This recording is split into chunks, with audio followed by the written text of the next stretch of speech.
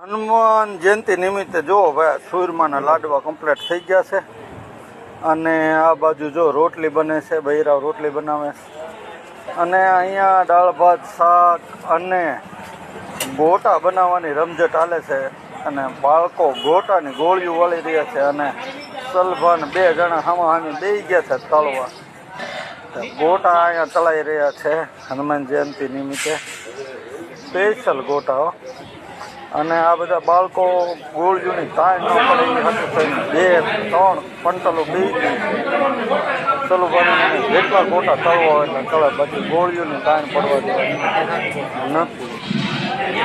આ રીતે ધમધમાટી હાલે છે હનુમાન જયંતિની તૈયારી. આ બધા જો વડીલો યુવાનો બધા આખો હાથ કામ ઉપાડી લીધું તો આ યુવાનો જુઓ કેટલા હોંશથી કામ કરે છે અને અહીંયા ગોટાની રમઝટ બોલી રહી છે અને બહાર રોટલી બની રહી છે, દાળ ભાત શાક બની ગયા છે, ચૂરમાના લાડવા બની ગયા. તો આ રીતે હનુમાન જયંતિ નાનજીભાઈ સ્પેશિયલ સુરતથી આવ્યો હતો અહીંયા હનુમાન જયંતિ કરવા. યુવાનોને બધાને જોશ પૂરો પાડી રહ્યા છે.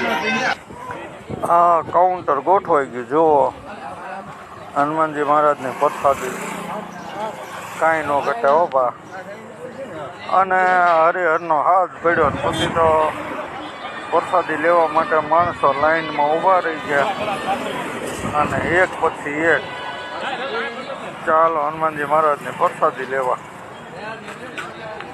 ને આ બધો નજારો યુવાનો કામ કરી રહ્યા છે અને આ ડીશ તૈયાર થઈ ગઈ ને મેં પણ પ્રસાદીની ડીશ લઈ લીધી. તમને પ્રસાદીના દર્શન કરાવું. આપણે ડીશ તૈયાર થઈ ગઈ છે, જો આ ડીશ રેડી.